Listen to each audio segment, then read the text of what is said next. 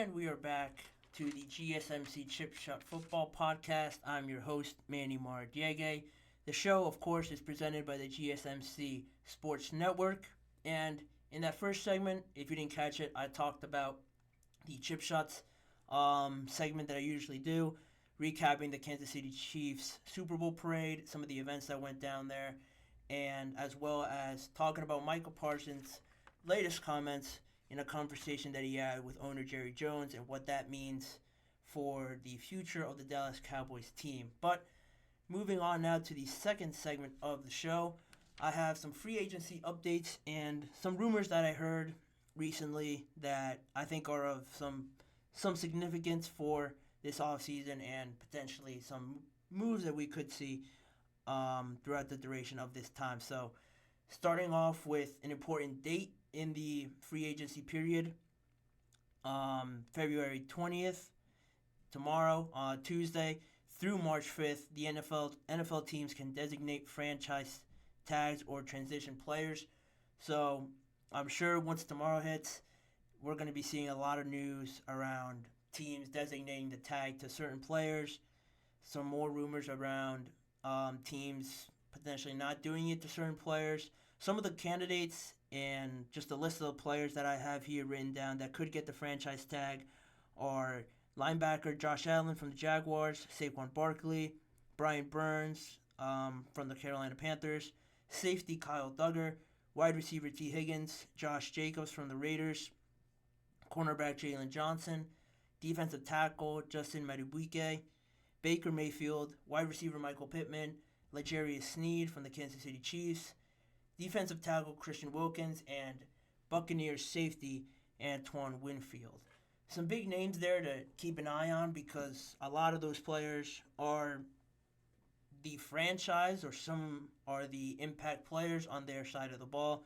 Obviously, the big names that pop out are Saquon Barkley, T. Higgins, and Baker Mayfield on there as well, But guys like Antoine Winfield, Christian Wilkins also have a big role to play with their teams, and I'm sure that their teams won't want to lose them, but some of them could be cap casualties just based on the cap situations for some teams and just the kind of contract that they'll be looking for out there based on some of the performances, some of the years that these guys have had, or just some based on reputation. Just for example, Baker Mayfield is that example of coming off a great year, arguably his best year.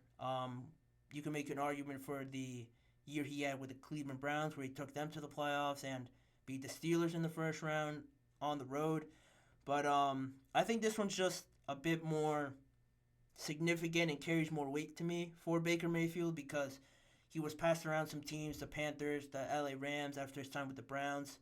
And to come into the Buccaneers where they were transitioning away from obviously the Tom Brady era and the success they had with him, for him to come in, not only win the division, but put up some great numbers, boost up some numbers from Mike Evans, Chris Godwin, and just have the offense running such a harmony there at the end where they beat the Eagles and they gave a good run at it with the game they had against the Detroit Lions.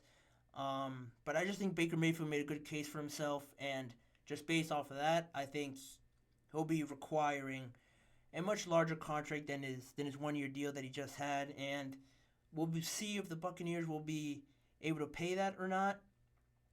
They have other guys, like I mentioned, Antoine Winfield, to kind of maneuver, see where everything's at. Mike Evans is due for an extension as well, and he'll obviously want big money because of the numbers that he puts up, always being a reliable weapon for any quarterback, really, that's been there in Tampa Bay.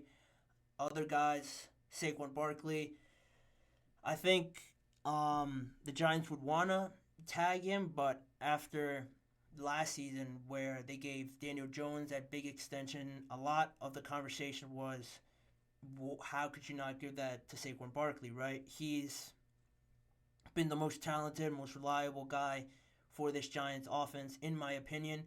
Just in and around the organization, the kind of player he is, the kind of person, never gets into trouble, never seen with any bad reputation towards him, just all about football, producing for the team and stuff like that.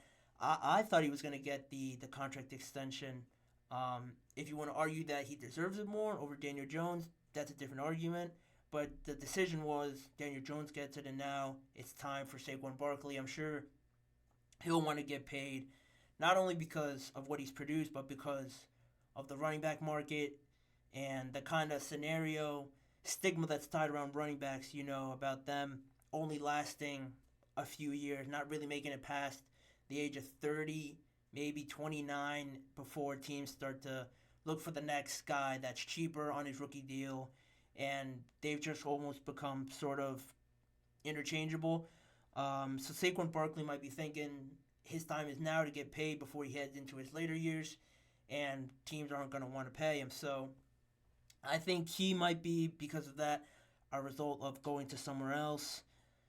If I'm going to be really honest, I would love to see him with a team like the Texans. I think him on the Texans with C.J. Stroud, Tank Dell, who emerged, Nico Collins emerging as a wide receiver one, I think that would be a great team to not only help C.J. Stroud build on his amazing first year, but to help the whole offense as a whole become more well-rounded, to have a star running back like him.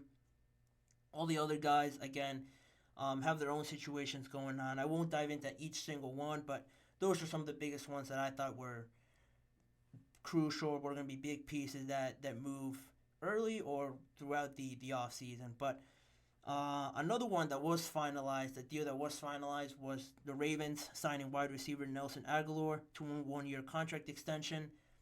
Agholor had a better season than he's had in the past.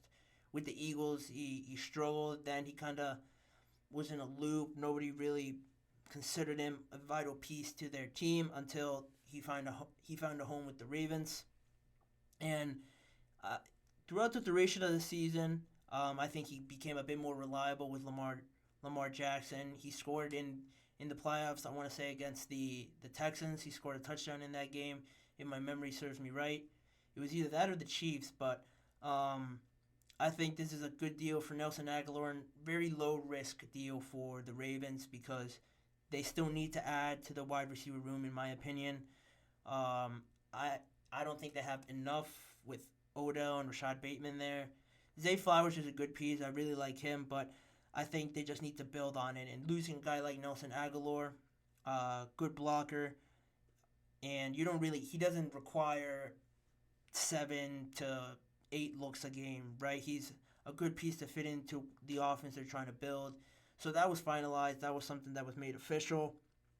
But moving into the two bigger topics that I wanted to talk about, some updates. Going back to that first segment in chip shots, I wanted to talk about Chris Jones and the sort of numbers, sort of things that are being said about him for his long-term extension. So officially, the Chiefs picked up Chris Jones' contract option, retaining the right to franchise tag him.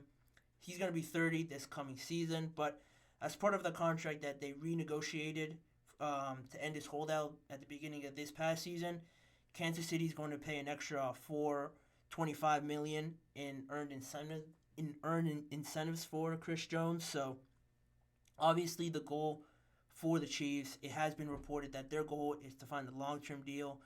I'm sure that's the goal for Chris Jones as well. But by picking up that option, they have a backup plan in case they can't make that long-term deal happen. They have a backup plan to franchise tag him, but it'll be a lot more expensive. I want to say it was around 32 or 32.5 million just for the franchise tag on that 1-year deal. So that's obviously not ideal for the Chiefs because they only get him for 1 more year guaranteed potentially, and it's a lot of money. So to work out that long-term deal, it's going to be the goal for the Kansas City Chiefs to try and keep him. And overall, I think he's definitely earned it. I praised him in the first segment with chip shots, but he's one because the Chiefs are in a situation where defensively, most of their players are coming back. They only have some crucial pieces like Chris Jones being the most pivotal one, but L'Jarius Sneed as well. I'm sure everyone saw, or at least I saw, in an interview he did on FanDuel with Kay Adams. She asked him what would be a message that you'd want to send General Manager Veach, and he said just plain and simple to pay him. Pay me were his exact words, and that just kind of inclines to me that he's going to be looking for maybe top 6 to 7 ranked cornerback money, in my opinion, if not more, because I think he believes, like I'm sure anybody would believe, it's on a Super Bowl winning team that he's at the top of the list of top corners in the league. I'm sure that a lot more people have become aware of how good he is, how pivotal he was for the Chiefs. If you hadn't, him and Trent McDuffie are probably the best cornerback duo in the NFL right now as it stands. So retaining a guy like that, keeping the secondary whole, and basically the entirety of the defense, if they could sign those two guys, L'Jarius Sneed and Chris Jones, is going to be huge because they could just really improve and not lose anybody, which is a scary sight to see for anybody in the AFC. But that's going to be probably the biggest point of emphasis for the Chiefs going forward. And the last scenario I wanted to give was surrounding the Jaguars and the situation they have going with the Falcons and Calvin Ridley. So the Falcons initially received a 2023 fifth-round pick and a 2024 conditional fourth-round pick from the Jaguars for Calvin Ridley.